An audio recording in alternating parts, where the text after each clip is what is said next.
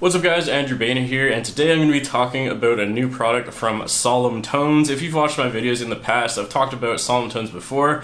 The drum program that I've been using recently, which is called the Mjolnir, is made by Solemn Tones, and I've also done a video in the past about programmed guitars, which was called the Odin. So naturally, Mjolnir, the Odin, the next one is Loki, which is his bass plugin. So if you guys have followed my channel for a while, you might know this, you might not know this, but I actually don't own a bass guitar. I actually go through a phase every year probably where I buy a bass guitar, play it for like a month, decide I don't like it, and then I sell it and I go back to programming bass. So I've been programming bass almost exclusively for like maybe 5 years or something like that.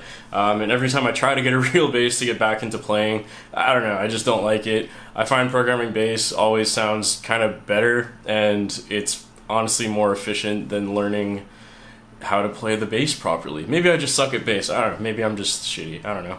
So with that being said, here is what the Loki sounds like in a full mix. This is a little excerpt of the song called The River by Wage War. Here's what it sounds like.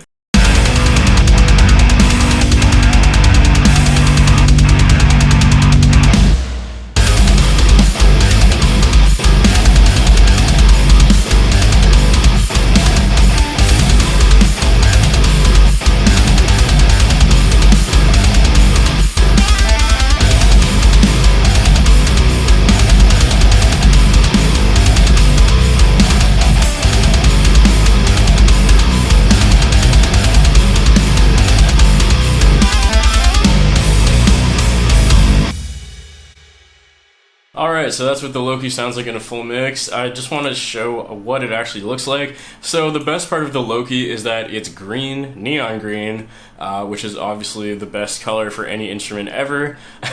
So basically what this is it's sampling a Dingwall NG2, which is of course Nolly Get Good, the ex-bassist of Periphery's bass model. And if you know anything about bass guitars, Dingwall is pretty much like the top of its class right now. Everyone loves Dingwall.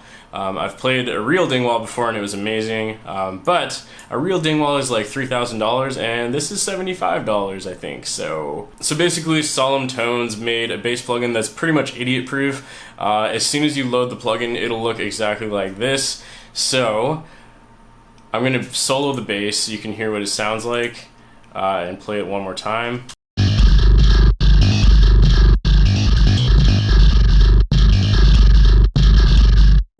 So basically what's happening here is, you know, I have all my Midi, or all the Midi bass is programmed here, and it's just reading those Midi notes and transferring it into a bass. Pretty simple. So the nice thing about what Solemn Tones does is he makes his plugins in such a way that it's super easy to use even if you don't know anything about mixing. And as I have gotten older, I've wanted to spend less and less time mixing, so if anything will make my life easier, I'm all for it.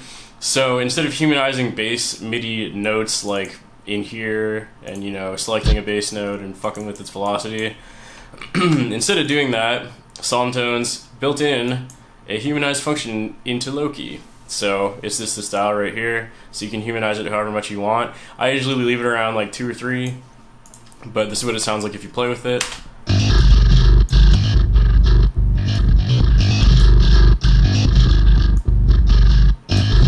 So basically it just fucks with the velocity to kind of make it sound like the bassist is screwing up a little bit, as humans do. It also has this function called crank, which is also pretty genius. It's super simple, but it's just funny.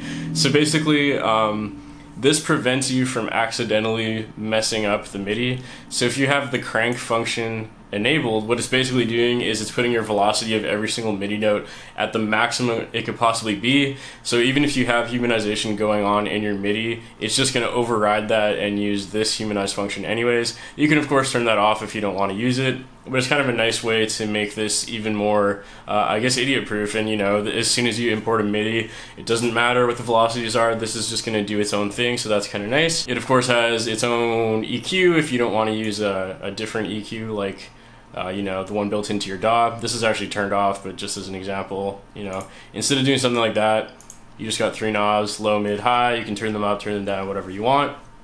It also has this button called raw, which is kind of cool. So basically what this does is, in addition to humanize, it also adds little things like string noise, or, you know, if the MIDI note stops, it doesn't do as hard of a stop. It kind of has a little bit of a fade out and stuff like that. So, you know, when an actual bassist plays something and he stops playing, it's not just dead silent. So the raw button will kind of just add even more realism if you're into that. I can kind of show you what I mean here. So this is, I'll just press it on and off.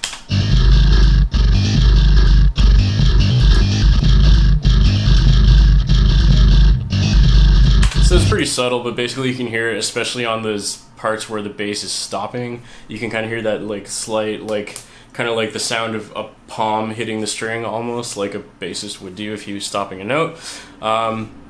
That's pretty much it. Oh, also there's key switches, of course. So, you know, you got your alternate picking, down picking, up picking, and then mutes, harmonics, tapping, scrapes, all that good stuff. And to use that, you just program in a MIDI note. So, you know, for this song, it's all just alternate picking. So I just have one long MIDI note on C1, which again, C1 is alt picking, or C0, sorry, alt picking. So that's pretty much all I'm using for this case, but there's other options if you need to play with them.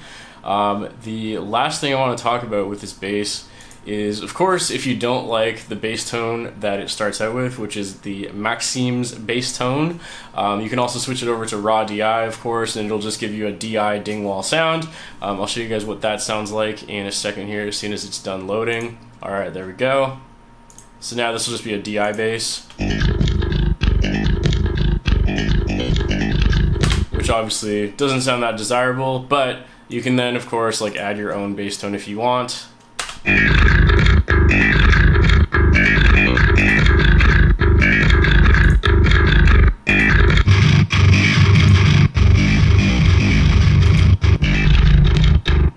You know, stuff like that. So if you don't want to use Maxim's built-in bass tone, you can use your own, of course. Or if you already have a bass tone you really like, you can, of course, still add it to this. There's also a finger picking. If you're a purist and you don't like the sound of a pick on your bass guitar, you can do finger picking as well. So the final thing I'm going to do is I'm just going to set it back to the default settings I had it at when I opened the project, but I'm going to raise the tuning of the bass guitar because drop G is pretty low for a bass. And it's a little hard to hear how good this thing actually sounds, so I am going to just tune all the notes up to, I don't know, let's do like drop C or something like that. So right now it's in G. Alright, let's do drop C and see how that sounds.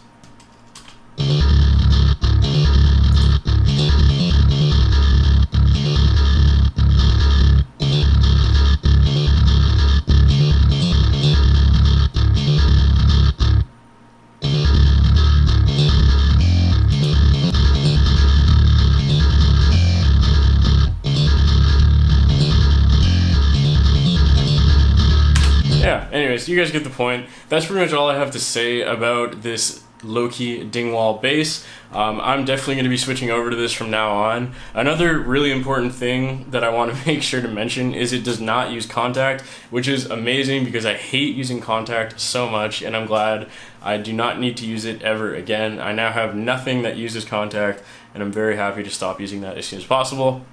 So that's a bonus. It's its own standalone VSTI. You don't need any external software or anything like that. And also, before I go, I want to mention, if you're interested in this product, I also have a discount code for you guys. So if you want to get 15% off the Loki bass, you can use the code Baena Bass 15. And if you want to buy this or anything else that Solemn Tones makes, there is of course a link in the description below. Thank you guys so much for watching. Let me know if you have any questions about this product in the comments below, and I'm sure myself, or maybe even Solemn Tones himself, will be happy to help you guys. Thanks so much for watching. I'll see you guys next time.